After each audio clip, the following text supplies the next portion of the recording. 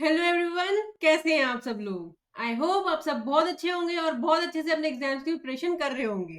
आज हम जो चैप्टर पढ़ने वाले हैं उसका नाम है प्लेस ऑफ सप्लाई। आइए एक एक करके सारे क्वेश्चंस देखते हैं। Question 1, with reference to GST law determine the place of supply with the reason in the following independent circumstances. First case है, miss Kanika of Kolkata West Bengal visited Jodhpur law university Rajasthan and paid the college fees by purchasing the demand draft from bank located in the university campus. Miss Kanika did not have any bank account with the bank.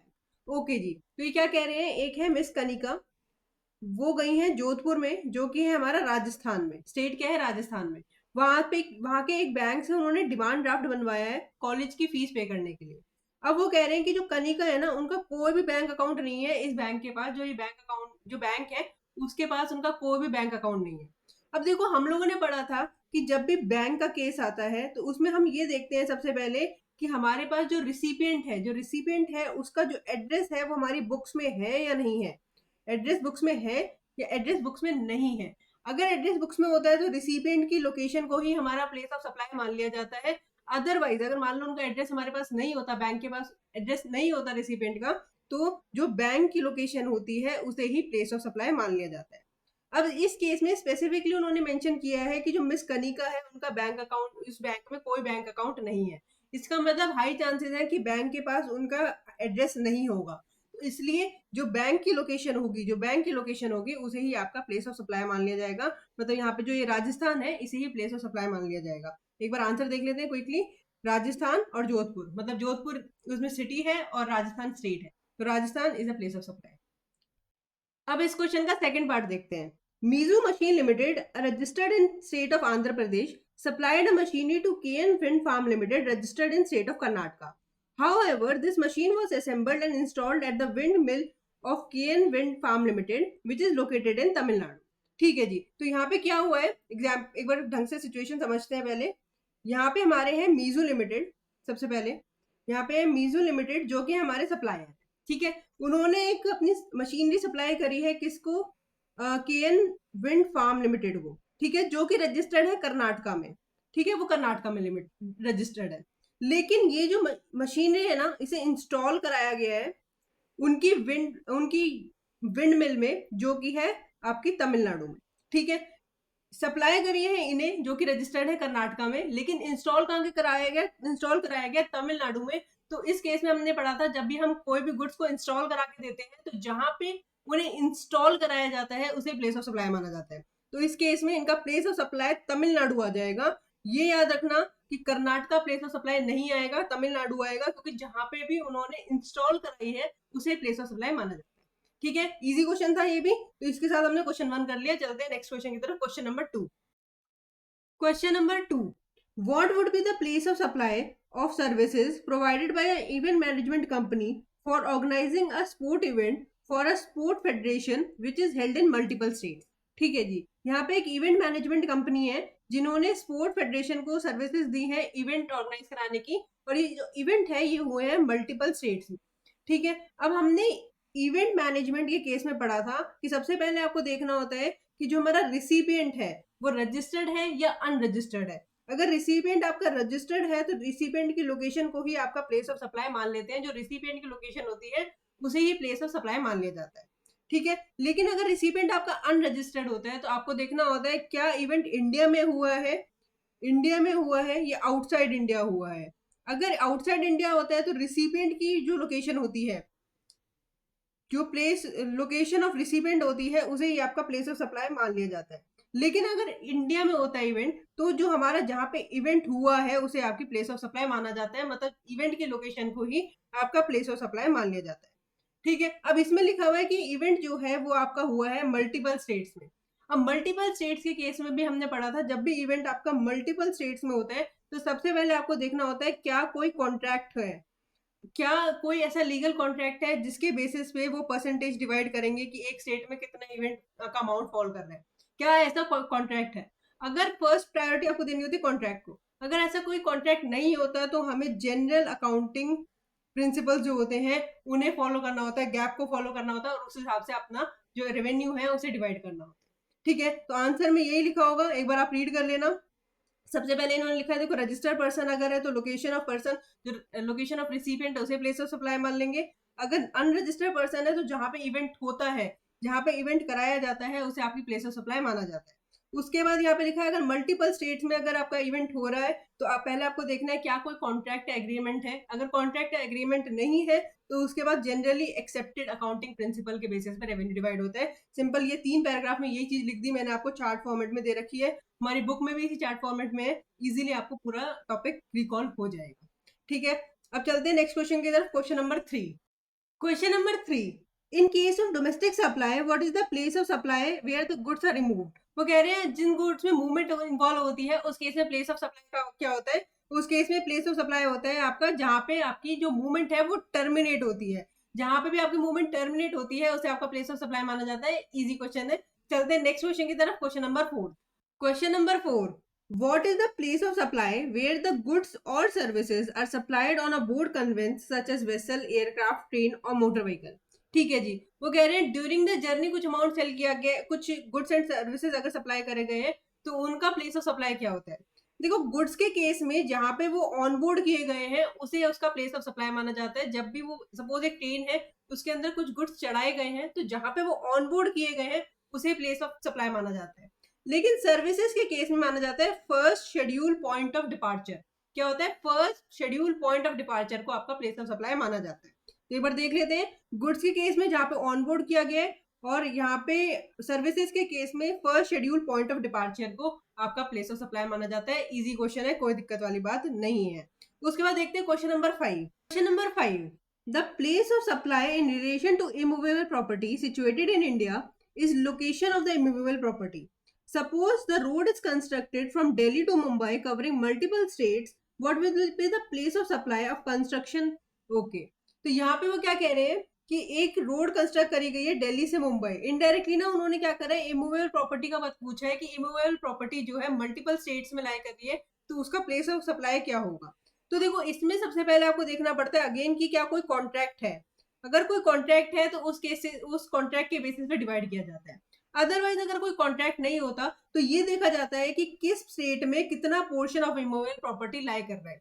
Suppose करो immovable property जो है वो 2 states के बीच में आ रही है, हरियाणा और दिल्ली के बीच में।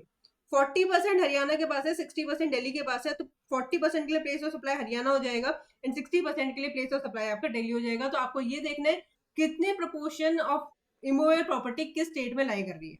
ठीक है, तो एक बार आंसर देख लेते हैं। सबसे पहले यहाँ पे लिखा है कॉन्ट्रैक्ट देखा जाएगा। अगर कॉन्ट्रैक्ट नहीं है तो उस केस में ये देखा जाएगा कि area of immovable property lying in each state, एक स्टेट में उस इमूवेबल प्रॉपर्टी का कितना एरिया लाई कर रहा है। सपोज करो ऐसे 3 स्टेट होते और तीनों के बीच में वो इमूवेबल प्रॉपर्टी बनी हुई होती है तो तीनों का एरिया देखा जाता कि भैया तीनों में कितना कितना एरिया आ रहा है और इस प्रोपोर्शन में डिवाइड किया जाता। ठीक है, इजी क्वेश्चन था, ये भी कोई दिक्कत वाली बात नहीं थी। चलते हैं क्वेश्चन नंबर 6 की तरफ। Question number 6, what is the place of supply of services by way of transportation of goods including by mail or courier where the both supplier and recipient of the services are located in India। ठीक है, तो क्या कह रहे हैं, अगर mail से कोई सामान भेजते हैं, मेल या कुरियर से कोई सामान भेजते हैं तो उस केस में आपका प्लेस ऑफ सप्लाई क्या होता है। तो इसमें आपको देखना है क्या आपका रिसिपिएंट रजिस्टर्ड है या रिसिपिएंट आपका अनरजिस्टर्ड है। रिसिपिएंट अगर आपका रजिस्टर्ड है तो रिसिपिएंट के लोकेशन को ही आपका प्लेस ऑफ सप्लाई मान लिया जाता है। इजी पॉइंट है। लेकिन अगर आपका रिसिपिएंट अनरजिस्टर्ड है तो जहां पे भी वो गुड्स हैंड ओवर किए गए हैं, जहां पे भी कुरियर कंपनी ने वो गुड्स हैंड ओवर किए हैं, जहां पे भी उनका पोजीशन हैंड ओवर कर दिया गया, उसे आपका प्लेस ऑफ सप्लाई माना जाता है। ठीक है, आंसर देखते हैं क्विकली। अगर आपका रिसिपिएंट रजिस्टर्ड है तो प्लेस ऑफ सप्लाई उसी की लोकेशन आ जाएगी रिसिपिएंट की। अगर आपका रिसिपिएंट अनरजिस्टर्ड है तो उस केस में जहां पे भी गुड्स को हैंड ओवर किया गया उसे आपका प्लेस ऑफ सप्लाई मानेंगे। इजी पीजी क्वेश्चन है। चलते हैं क्वेश्चन नंबर 7 की तरफ। What will be the place of supply of passenger services if a person travel from Mumbai to Delhi or back from Mumbai। ठीक है जी, ये क्या पूछ रहे हैं, पैसेंजर ट्रांसपोर्टेशन सर्विसेज में आपका प्लेस ऑफ सप्लाई क्या हो रहा है होता है। तो इसमें भी अगेन 2 केस होते हैं। अगर आपका रिसिपिएंट रजिस्टर्ड है तो लोकेशन ऑफ रिसिपिएंट को ही आपका प्लेस ऑफ सप्लाई मान लिया जाता है। लेकिन अगर आपका रिसिपिएंट अनरजिस्टर्ड है तो उस केस में आपको देखना होता है, उसमें ये देखना होता है आपको कि उसने जो ट्रेन है मतलब जो भी मतलब कन्वेंस है उसमें वो बैठा कहाँ से है, एम्बार्क कहाँ से किया है। तो एम्बार्क जहाँ से किया है उसे ही आपका प्लेस ऑफ सप्लाई मान लिया जाता है। ठीक है, अब यहाँ पे क्लियरली मेंशन नहीं है कि रजिस्टर्ड है अनरजिस्टर्ड है। इस पॉइंट में एक चीज याद रखना, जो रिटर्न जर्नी होती है उसे सेपरेट जर्नी माना जाता है। मतलब ये बंदा पहले गया मुंबई से दिल्ली, इसे मानेंगे फर्स्ट, और दिल्ली टू मुंबई जब वापस आया है इसे सेकंड ट्रीट किया जाएगा। तो अगर हम एज्यूम करते हैं कि हमारा जो रिसिपेंट है वो अनरजिस्टर्ड है, तो फर्स्ट केस में हमारा प्लेस ऑफ सप्लाई क्या होगा, मुंबई, क्योंकि हमने देखा है जहां से एम्बार्क करते हैं उसे प्लेस ऑफ सप्लाई मानते हैं, और सेकंड वाले में प्लेस ऑफ सप्लाई हो जाएगा दिल्ली। ठीक है, दोनों को सेपरेट ट्रांजेक्शन ट्रीट किया जाएगा, ये पॉइंट याद रखना बस। ठीक है, तो यहाँ पे आंसर देख लेते हैं। अगर पर्सन आपका रजिस्टर्ड है तो लोकेशन ऑफ रिसिपिएंट को ही प्लेस ऑफ सप्लाई मान लेंगे। अगर अनरजिस्टर्ड है तो आपको ये देखना है कि उन्होंने जर्नी एम्बार्क कहाँ से करी है। तो फर्स्ट केस में आपका प्लेस ऑफ सप्लाई हो जाएगा मुंबई, और सेकंड वाले में हो जाएगा दिल्ली। ठीक है, इजी क्वेश्चन था। चलते हैं क्वेश्चन नंबर 8 की तरफ। Question number 8, what is the place of supply for mobile connection, can it be location of supplier. ठीक है, वो कह रहे हैं लोकेशन ऑफ सप्लायर भी क्या हो सकती है अगर मोबाइल कनेक्शन की सर्विस देते हैं। एग्जाम्पल ले सकते हो आप एयरटेल का, जियो का। ठीक है, इसमें क्या होता है, इसमें 3 केस होते हैं। सबसे पहले अगर कनेक्शन जो है वो फिक्स लाइन वाला कनेक्शन है, सपोज करो मैंने एक वाईफाई कनेक्शन ले रखा है, फिक्स लाइन कनेक्शन है, तो उस केस में जहां पे भी ये बॉक्स इंस्टॉल होता है, जहां पे भी डिश एंटीना या फिर ये वाईफाई इंस्टॉल किए जाते हैं, उसे आपका प्लेस ऑफ सप्लाई माना जाता है जहां पे लोकेशन है। ठीक है, दूसरा हो सकता है पोस्ट पेड, और तीसरा हो सकता है आपका प्रीपेड। ठीक है, ये तीन केस हो सकते हैं, और तीनों यहाँ पे मैंने क्लियरली मेंशन कर रखे हैं। तो अगर आपका पोस्ट पेड होता है तो जो भी बिलिंग एड्रेस होता है, जो भी बिलिंग एड्रेस होता है उसे आपका प्लेस ऑफ सप्लाई मान लिया जाता है। बिलिंग एड्रेस को आपका प्लेस ऑफ सप्लाई मानेंगे। और प्रीपेड में क्या होता है, प्रीपेड में अगेन 2 केस, पहले केस आता है कि जो रिचार्ज कराया गया है, जो हम फोन वगैरह में रिचार्ज कराते हैं, क्या वो किसी एजेंट के थ्रू कराया है, जैसे ये शॉप्स वाले होते हैं, एजेंट्स होते हैं, इनके थ्रू कराया है, या अदर देन एजेंट्स कराया है। अगर थ्रू एजेंट कराया है तो जो एजेंट की लोकेशन होती है, एजेंट की लोकेशन को ही आपका प्लेस ऑफ सप्लाई मान लिया जाता है। ठीक है, जो एजेंट की लोकेशन होती है उसे प्लेस ऑफ सप्लाई मानते हैं। अदरवाइज ये देखा जाता है क्या बुक्स में एड्रेस अवेलेबल है या एड्रेस अवेलेबल नहीं है। एड्रेस अगर अवेलेबल होता है तो जो एड्रेस है उसे प्लेस ऑफ सप्लाई मानते हैं, लेकिन अगर एड्रेस आपका अवेलेबल नहीं होता तो इस केस में जो लोकेशन ऑफ सप्लायर होती है उसे आपका प्लेस ऑफ सप्लाई मान लिया जाता है। तो जो ये सेकंड पार्ट था कि लोकेशन ऑफ सप्लायर भी क्या इस केस में कभी प्लेस ऑफ सप्लाई हो सकती है, तो यस, इस केस में आपकी लोकेशन ऑफ सप्लायर को भी प्लेस ऑफ सप्लाई माना जाएगा। सिंपल पॉइंट है, देखो क्या है, अगर फिक्स लाइन का है तो जहां पे भी उसे इंस्टॉल करा गया है उसे प्लेस ऑफ सप्लाई मानेंगे। अगर पोस्ट पेड कनेक्शन है तो बिलिंग एड्रेस जो होगा उसे प्लेस ऑफ सप्लाई मान लिया जाएगा। प्रीपेड के केस में सबसे पहले आपको देखना है रिचार्ज एजेंट के थ्रू कराया गया, अदर कराया गया। एजेंट के थ्रू कराया गया तो एजेंट का एड्रेस को प्लेस ऑफ सप्लाई मानेंगे। अदरवाइज अगर एड्रेस है तो जो लोकेशन, वो जो एड्रेस ऑफ हमारा रिसिपेंट है उसे ही आपका प्लेस ऑफ सप्लाई मान लेंगे। Otherwise place of location of supplier को प्लेस ऑफ सप्लाई माना जाएगा। ठीक है, ये पूरी कहानी लिखी हुई है, इसे एक बार आप लोग रीड कर लेंगे। सेम ये अलग अलग पैराग्राफ में लिखा हुआ है। सबसे पहले यहाँ पे पोस्ट पेड का बता रखा है कि बिलिंग एड्रेस, उसके बाद यहाँ प्रीपेड की कंडीशन बता रखी है। तो एक बार आप इसे अच्छे से रीड कर लेना।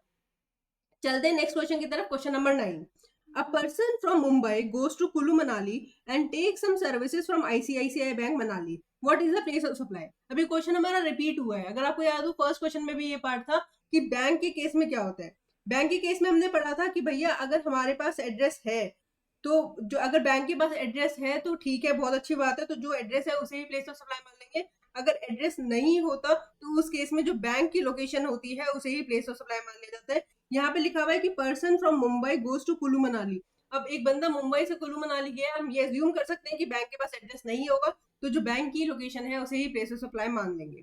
ठीक है, आप दोनों आंसर मेंशन करके आ सकते हो, कोई दिक्कत वाली बात नहीं है, पर दोनों सेपरेटली लिख देना कि अगर एड्रेस पहले मेंशन कर देना कि जैसे इन्होंने यहाँ पे मेंशन कर रखा है कि अगर हमारे पास एड्रेस है, देखो यहाँ पे लिखा हुआ है एड्रेस अगर बुक्स में नहीं है तो जो लोकेशन ऑफ बैंक होती है उसे ही प्लेस ऑफ सप्लाई माना जाता है। तो आप दोनों केस यहाँ पे मेंशन करके आना कि एड्रेस अगर हमारे पास है तब क्या होता है और एड्रेस नहीं है तब क्या होता है। चलते हैं नेक्स्ट क्वेश्चन की तरफ। Question number 10। Question number 10, an unregistered person from Gurgaon travelled by Air India flight from Mumbai to Delhi and get its travel insurance done in Mumbai. ठीक है जी, वो कह रहे हैं कि एक अनरजिस्टर्ड पर्सन है जो कि है गुड़गांव से, वो ट्रैवल कर रहे हैं मुंबई से दिल्ली में, और उन्होंने यहाँ पे अपना ट्रैवल इंश्योरेंस कराया है। क्या कराया है? इंश्योरेंस कराया है। ठीक है, तो वो पूछ रहे हैं place of supply of insurance services. भाई याद रखना, इंश्योरेंस सर्विसेज के केस में हमेशा याद रखना कि जो इंश्योरेंस कंपनी होती है ना, उनके पास हमेशा आपका एड्रेस होता है। इंश्योरेंस कंपनी के पास हमेशा एड्रेस होता है, तो चाहे रिसिपिएंट रजिस्टर्ड हो या अनरजिस्टर्ड हो, उससे कोई फर्क नहीं पड़ता, उनके पास हमेशा आपका एड्रेस होता है।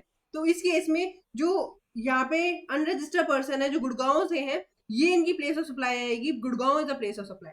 ठीक है, तो याद रखना उनके पास उनका एड्रेस होगा। तो जो भी एड्रेस ऑफ रिसिपिएंट होता है उसे आपका प्लेस ऑफ सप्लाई मान लिया जाता है। तो इजी क्वेश्चन था, कोई दिक्कत वाली बात नहीं है, आंसर आप रीड कर लेना।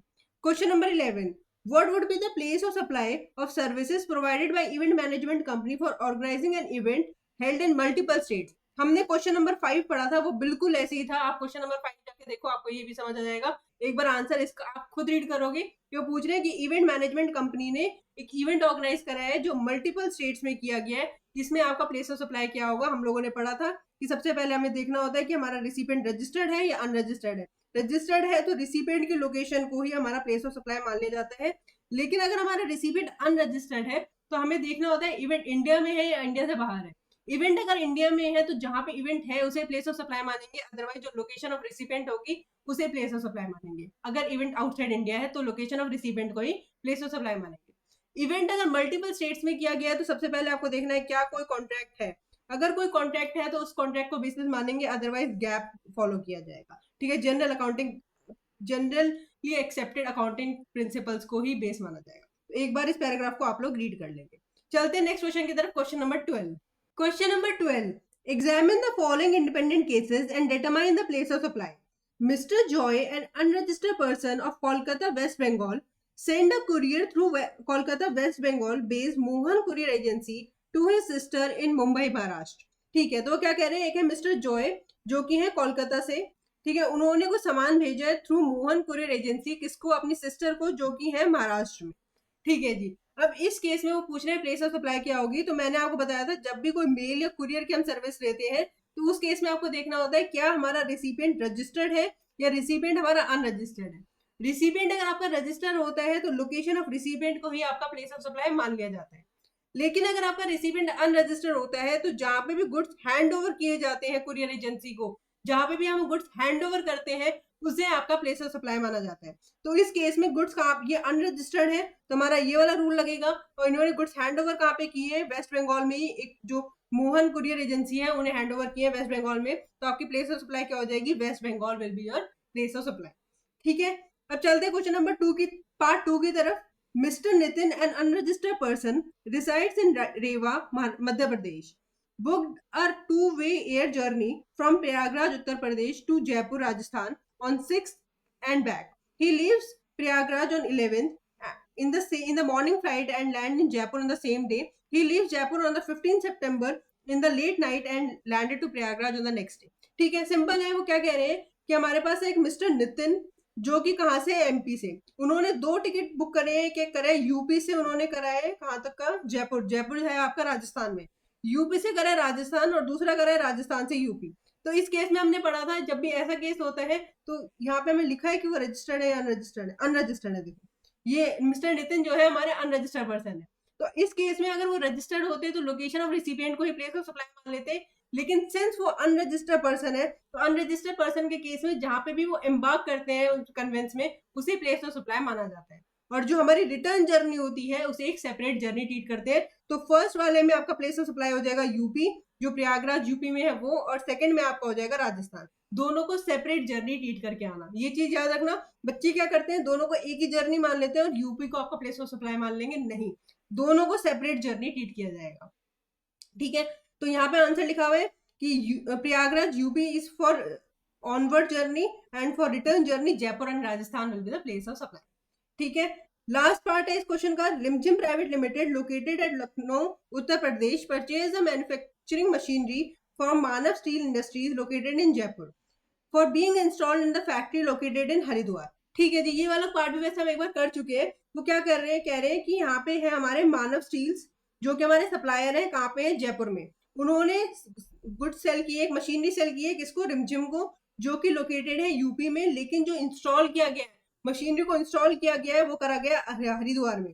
हरिद्वार उत्तराखंड में जो हरिद्वार है वहां पे आपका इंस्टॉलेशन की गई है। तो मैंने आपको बताया था जहां पे भी उसे इंस्टॉल करके देंगे उसे प्लेस ऑफ सप्लाई माना जाएगा। तो Uttarakhand will be the place of supply.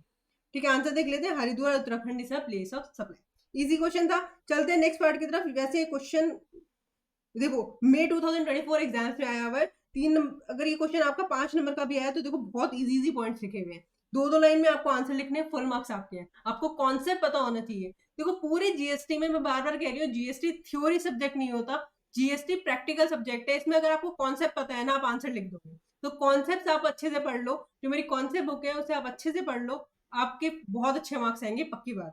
चलते हैं नेक्स्ट क्वेश्चन की तरफ। Question number 13। Question number 13, determine the place of supply in the following independent cases. Harpreet, New Delhi, board the New Delhi Kota train at New Delhi.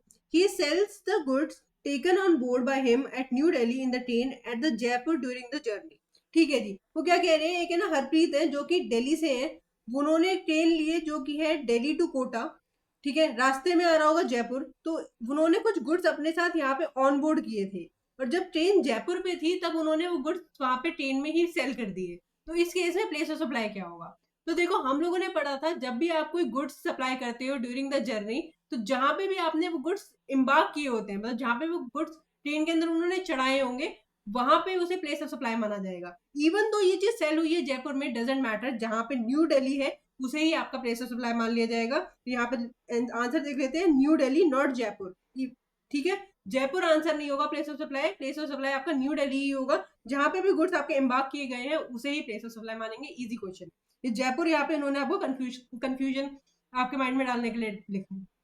Next point देखते हैं, LP refinery Mumbai Maharashtra give a contract to Bansali Limited Ranchi Jharkhand to supply a machinery which is required to assemble in the power plant in the refinery location in Kutch. ठीक है जी, again देखो ये वाला question बहुत बार आ चुका है कि हमारा जो रिसिपिएंट है वो कहीं और है और हमारी जो असेंबल हो रही है, मशीन जो इंस्टॉल की जा रही है वो कहीं और कर रहे हैं। यहाँ पे इंस्टॉल करा रहे हैं कच्छ में, गुजरात में। तो हम लोगों ने बार बार पढ़ लिया, जहाँ पे मशीनरी हम इंस्टॉल करा के देते हैं, जहाँ पे उसे सेटअप करके देते हैं, उसे प्लेस ऑफ सप्लाई माना जाता है। तो इस केस में जो कच्छ है गुजरात में, उसे आपका प्लेस ऑफ सप्लाई माना जाएगा। तो यहाँ पे आंसर लिखा हुआ है कच्छ, यहाँ पे प्लेस ऑफ सप्लाई है। इवन दो जो उनका रजिस्ट्रेशन है वो महाराष्ट्र का है, डजंट मैटर, रिसिपेंट हमारा महाराष्ट्र में रजिस्टर्ड है, कोई फर्क नहीं पड़ता, जहाँ पे हम उसे असेंबल करा के देते हैं वो हमारा प्लेस ऑफ सप्लाई माना जाता है।